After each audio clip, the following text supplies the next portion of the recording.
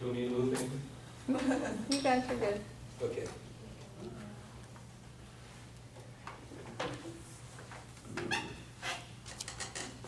All right. Hello, everybody. My name's Steve. I'm going to be giving a creative writing lecture on world building.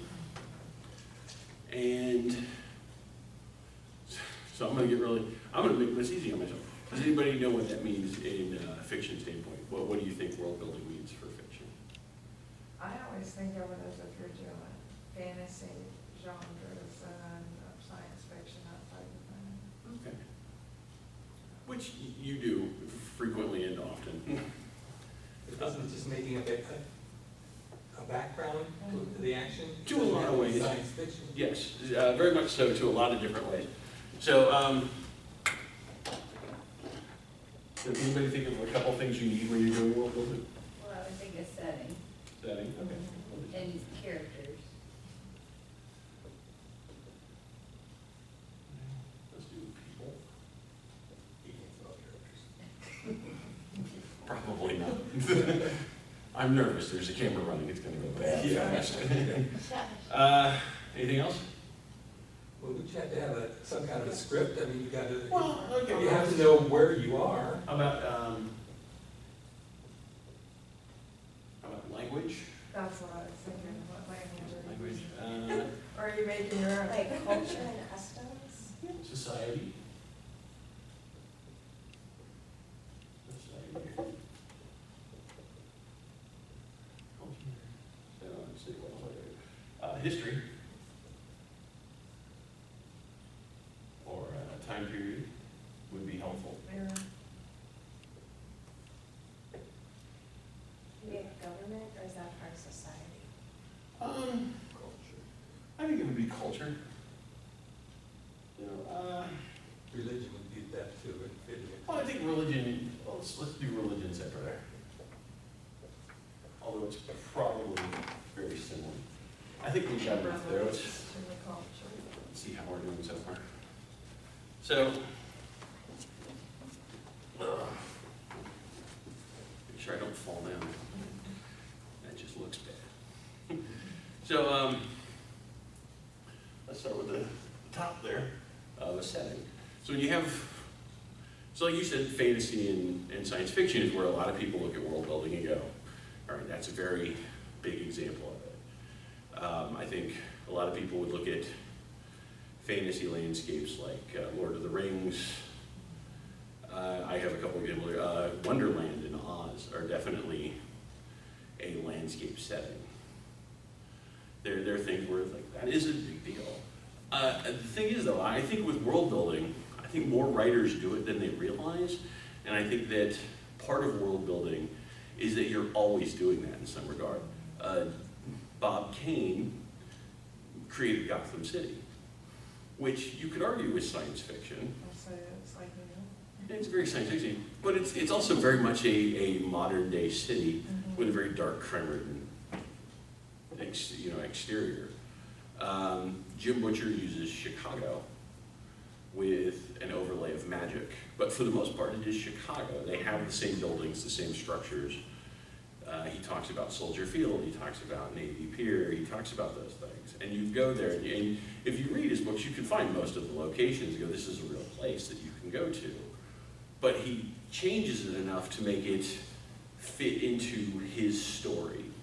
He changes, by just tweaking little things, he's world building in a way where he's taking something that exists and going, I'm gonna switch this thing on and this thing off. And it creates a type of structure that people can use or can relate to. Janet Ivanovich uses Trenton, New Jersey in an extremely real-ish setting, but it is, I would say most people who actually live in Trenton would not recognize, they can recognize individual pieces, but they're like, that's not what Trenton is really like. And that's sort of what I want to talk about here today, is world building isn't just one way, especially if you're doing creative writing, if you're if you're making something from just your own mind and putting it on paper, there is a mindset to world building that a lot of people just assume that it is fantasy and science fiction. But world building itself is kind of something you always have to do whenever you do creative writing.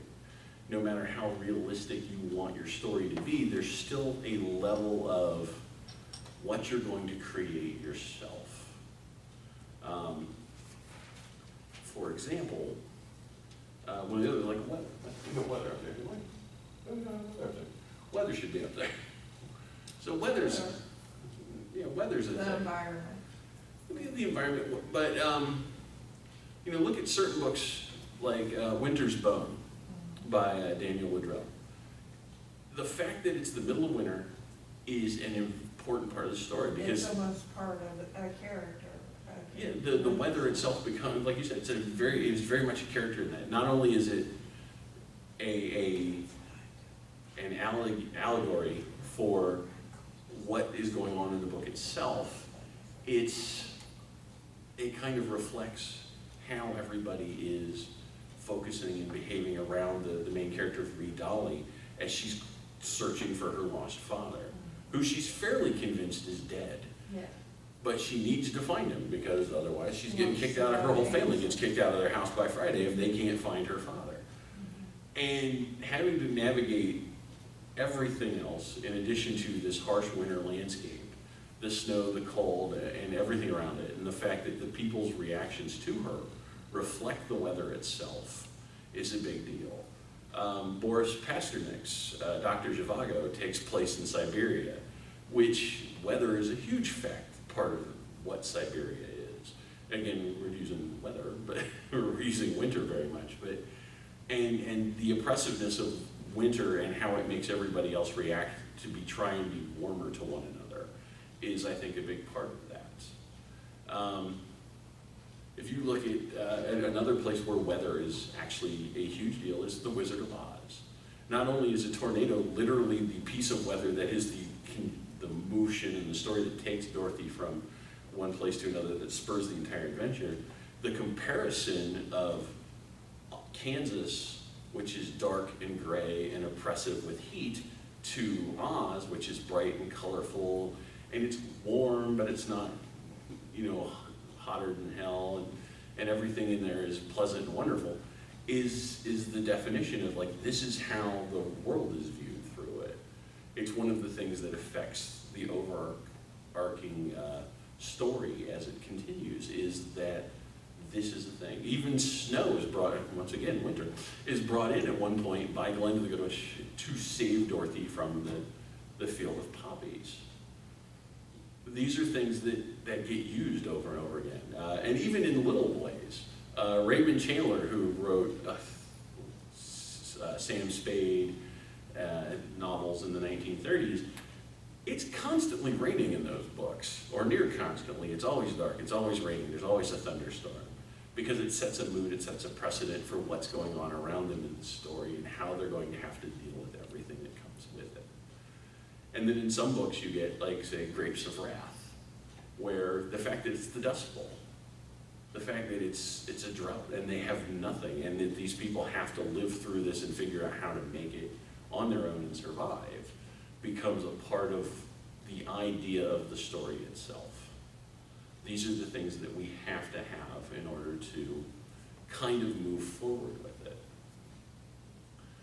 And I think that in little things like that, it kind of focuses where we're going with the idea of the story. Whether it helps to, I think, more so influence the background of the story than anything else, but it is an important part of what happens in the world in which you live. Or at least to which your characters live. To which there's the people in your universe. The types of people are huge. Like what you have, the type of people that you use in your stories are a big deal. Anybody think of, like, a story where the type of people in it are important? Is there anyone? Oh, yeah, J.R. Tolkien certainly created his fair number of different people.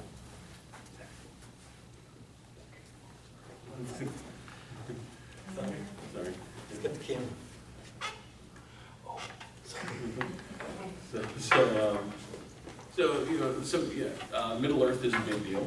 You've got your orcs, your trolls, your hobbits, your wizards, your knights of Rohan. They all have different characteristics, different ideas, different points that make them unique to where they are. It also sets up what you have. If you look at The Wizard of Oz again, which I'm going to use a little bit more often because it kind of hits a lot of different places. You have the munchkins, you have the witches, you have the farmers, you have the tinky winks, you've got the tinkers, everybody else. Like there is this idea that happens and that you need that. But then even then, just using regular people, Tennessee Williams uses very down-to-earth, very, these are average people who have a slightly less than necessary life that has a lot of hardship to it. And that's setting up a piece of the world. And then if you want to take something even further, you can look at Ira Levin's The Stepford Wives. The Stepford Wives have this really interesting thing where on the surface, everything is normal. But as the story continues, there's this little ticking time bomb of all of the women in this town are insane. Control. They're all Donna Reed from the Donna Reed show. They're all June Cleaver, but on a massive scale. And as the story continues, it starts to be this, well, is there something wrong with the women? Is there something wrong with the men? Is there something wrong with the main character who sees this, but she doesn't want this for herself and she's not sure what's happening? These are things that where you look at how the characters influence the world and the reactions of the main character, which is, most of world building is, to some extent, not only just the story itself, but it's how your main character, your central character, responds to these problems. Stepford Wives is a perfect example of it. It's very clear that the main character, who's an accomplished woman with a career in her life and everything moving forward, doesn't want this for herself. She doesn't want this, I'm going to be the happy homemaker, I'm going to sit there and do whatever my husband says, I'm going to meet him at the door with a cocktail every night and a pearl necklace and high heels and I'm going to vacuum and this is going to be it. She wants to be a photographer, she wants to go out into the world and do journalism. But they moved to Stepford because it's this great neighborhood and everything's awesome there. Except that it kind of isn't. And she notices it, and she tells people, like, something's wrong here. All the women here used to be accomplished and independent and career-minded, and now they're that thing. And it becomes this story, is how does she react to it? How does she deal with the problem of what the people around her are causing?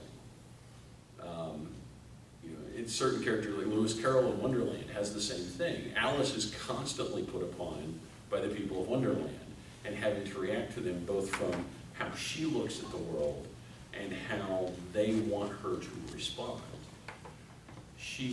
Her interactions with the Queen of Hearts and the Cheshire Cat and the Caterpillar are influenced by the fact that she's a 6-year-old girl, but she has to deal with these things that most adults wouldn't know how to deal with. And it becomes a part of the story. It becomes necessary. And again, even if you want a more realistic story, if you look at Kevin Smith's View Askew-verse, where everything happens in New Jersey, not even New Jersey, it's just Jersey. Everything happens in Jersey in his stories. But the characters are all real people, but they're all wrapped up in their own little bizarre problems and issues that almost always stem from some sort of drug use or some sort of apathy towards other people.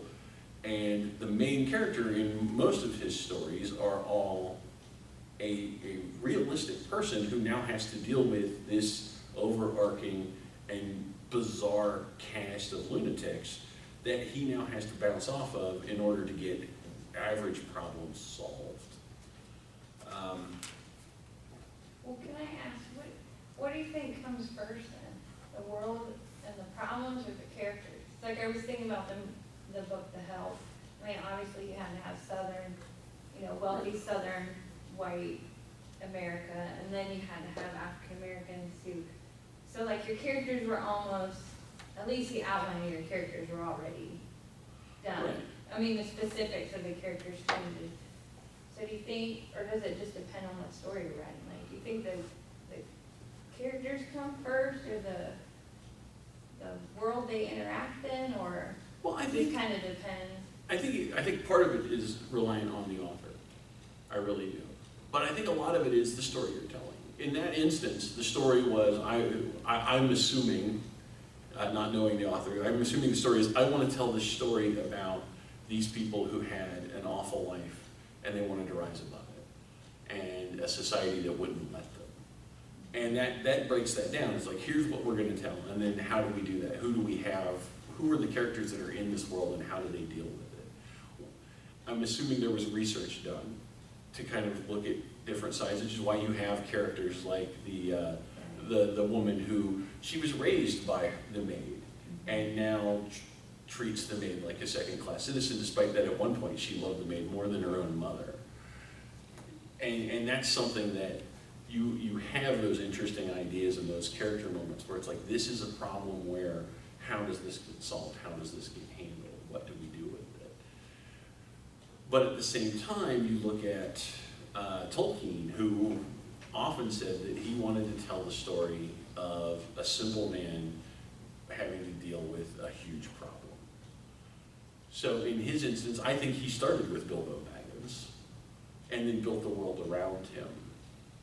I can't, again, not having ever met Tolkien, I don't know, but I think from some of the things I've seen where he's been quoted, I think that's how that went. I'm not positive, but I think it becomes that. It's like when you sit down to write a story, and these aren't things that I think you have to do. I think these are things that, as a writer, you need to be cognitive of, that you need to be aware that they might occur, that you might need them. And I think that one of the really important things about world building is that as you're setting up the rules for your world, you kind of have to be aware that you're going to need to follow them all the time, or that if you're going to break those rules, that you have a reason for it. For example, one of the major rules of the world for J.R. Tolkien is the One Ring corrupts anybody who uses it unquestionably. Whoever uses the One Ring is going to be corrupted by it. That's one of the rules of that world. That is, I would say, like the most important single driving rule of Middle-earth. However, Samwise at one point is in control of the ring, and his entire goal while having it is to rescue his friend Frodo and get him on his quest to destroy the ring. Sam is never corrupted by the ring, he's never tempted by it, he doesn't want to use it or wear it or hold on to it. His whole driving goal is to save Frodo, because, and the reason for him, he's able to break that rule, is that the ring corrupts you by offering you what you want most. What Sam wants most is for the ring to be destroyed. The ring can't offer him that. So that's why Sam is able to hold the ring and not be tempted to use it for his own benefit, because there's nothing the ring can give him. And it's something that on a personal level for myself, it's something that when I read a book where someone has rules and they set them up and they say, these are how these things work, and then they break them and either don't explain why or have no real justification for it, it is disconcerting to me, and I think a lot of readers have that problem. I've talked to people like, I was reading the book, it was great, and then this happens, and it's like, why would that? I know that there's a trilogy about a young girl in a post-apocalyptic future entering a bunch of gladiatorial games, where many people get to the end of those stories and go, I don't even understand what the hell this is. She messed up that. She messed up that whole series with that at the end. Yeah. And I think that's kind of a thing where you kind of need to be aware of how you're going forward. And like you said, you talked about, The Help is actually a really good example for the next one, is society, social structure, and politics. You know, if you look at certain books, and The Help is certainly an example of social structure and how different classes deal with each other and interact with each other, that's something that, again, it's not something you need in every book. I think we can all agree that, you know, Jim Butcher's Harry Dresden Files doesn't have anything about social structure in it. Batman has very little social structure in it, other than there's criminals and there's people who obey the law, and beyond that, nobody really cares. Except for maybe like one lunatic clown, but then he's just an entirely different problem. But then you have books where that's all it is. Like that is a very important factor. Jane Austen, pretty much everything that she wrote is about how women are in a lot of ways oppressed by the society around them. That their entire life goal is to go to school, get a good enough education that they're smart enough to hold a conversation with somebody who is far more intelligent than them, and then marry that person so that they never have to do anything, except have babies who will then go off to school and become smart enough to get married and keep going. That's kind of their job. Gone with the Wind is a similar thing. That is a social structure on, you start with a woman who has everything in the world, they take it away from her, and then they give it back to her. And you get to watch her life spiral in and out of control as her social standing changes from one moment to the next. When you look at Lord of the Flies is all about social structure. It's this group of kids versus that group of kids and where they stand in the world and how they feel about each other. Animal Farm is, I think, a lot of the same way. Animal Farm is a huge example of, we're all even, but pigs are more even than everybody else. And those are things that come up with this. If you're going to tell, social structure isn't something that happens in every story. It's certainly not. Neither is weather. Weather isn't going to matter in 99% of the stories that you write, or almost all the time. But occasionally it's something important that you have to think about, that this is something that we're going to do. Game of Thrones is, from what I understand, 30% political power and 70% siblings having sex with each other. I know. I'm just trying to get a rise out of that one. He's been real quiet. So you're talking about weather in Game of Thrones. Yeah. The real bad guys can't come down until it gets colder. Right, and that's another thing. The winter is coming. So they're safe as long as it's not cold. Right. And that becomes again, we're going through the world building of it. So now you have the politics of everything that's going on in Game of Thrones and the threat that eventually we're going to get really cold and be invaded by horrible, horrible people. And then with politics, you get the different flow of stories that become political.